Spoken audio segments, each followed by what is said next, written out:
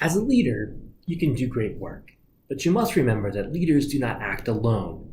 To be effective as a leader, you need to be aware of your agency, what you can act on, and when to act on it, and your constraints. Some of those constraints you can overcome, but many of them you have to find a way around and know when to fight the fight. The leadership-followership process is one where leaders and followers interact. Leaders provide meaning, and followers act on that meaning. These interactions create leadership, which means followers play a powerful role in leadership. The problem with most of the leadership literature is that it indulges in the romance of leadership. This romance can cause us to question our effectiveness as leaders and doubt our abilities. We need to be able to cut through a lot of the BS of this literature and take away what is good and what will help us become better leaders. This means we also need to recognize when leaders and leadership are being heralded a little too much. I hope this class helped you in some way to better critically analyze leadership.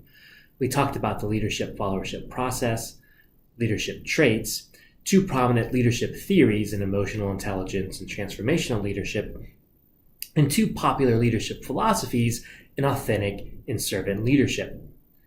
We found some commonalities and good advice we can use to improve our leadership.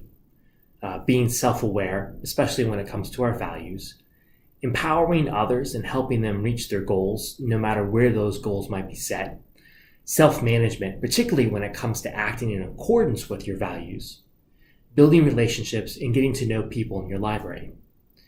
You do not need to adopt any of the ideas presented in this class whole. Take what you need, what works best for you, and leave the rest behind. And the two leadership theories and philosophies that we covered aren't the only ones. There's many more out there. So go out and explore and find what works for you and what you like, and use that in your leadership work and your leadership day-to-day life. You now have your definition and theory of leadership. So take that a step further and develop a plan of practice. How can you apply this definition and theory to your life? What steps can you take to improve your skills? How will you demonstrate your leadership value? And maybe most importantly, what leadership roles will you take on?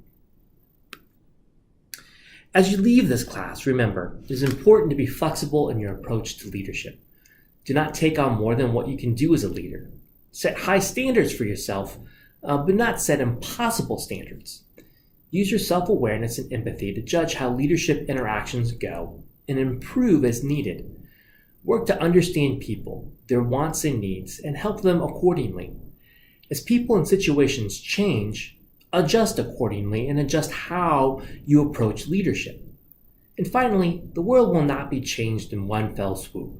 The journey to meaningful change and impact is a long one, and it is made up of small victories. Never forget to celebrate and enjoy what you have accomplished and how far you have come. If you should ever have any questions or comments for me, please feel free to email me. It was a pleasure having you in this class, and I wish you good luck.